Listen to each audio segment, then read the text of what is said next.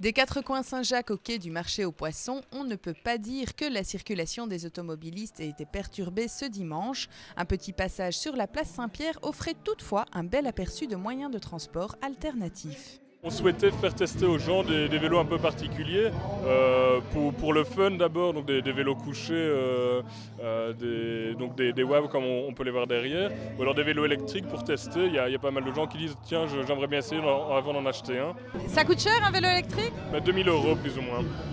À l'heure où le prix du carburant risque de monter en flèche, voilà un moyen de transport qui pourrait séduire les moins sportifs.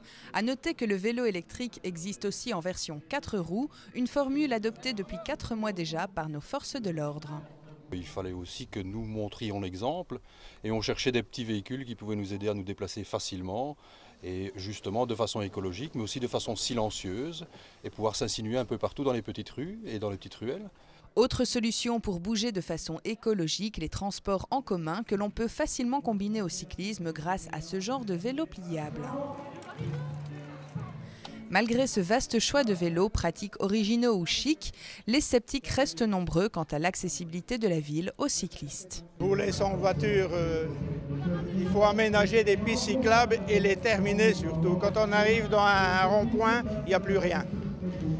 Dixit, le rond-point à la chaussée de Bruxelles, comme au rond-point de l'Europe. J'ai vu un petit truc là-bas qui parlait des pavés. C'est vrai que rien que la rue Royale à vélo, c'est Rambo en mission à chaque traversée. Au niveau des aménagements en cours ou prévus, vous pourriez nous dire où est-ce qu'on en est ? On en est, les aménagements prochains, ce seront des pistes cyclables au niveau de Vaud et d'Aquatournai. Et pas mal d'aménagements tech en ce moment qui se font au niveau de la ville, comme l'aménagement qui a été fait au niveau du rond-point de la Dorcas ou le traçage actuellement avenue des États-Unis. Et au niveau de Tournai centre-ville, les pistes cyclables, c'est pas encore à l'ordre du jour ? Piste cyclable, au niveau de Tournai centre-ville, on ne va pas vraiment utiliser le terme piste cyclable, on va plutôt essayer de faire partager la voirie entre tous les usagers.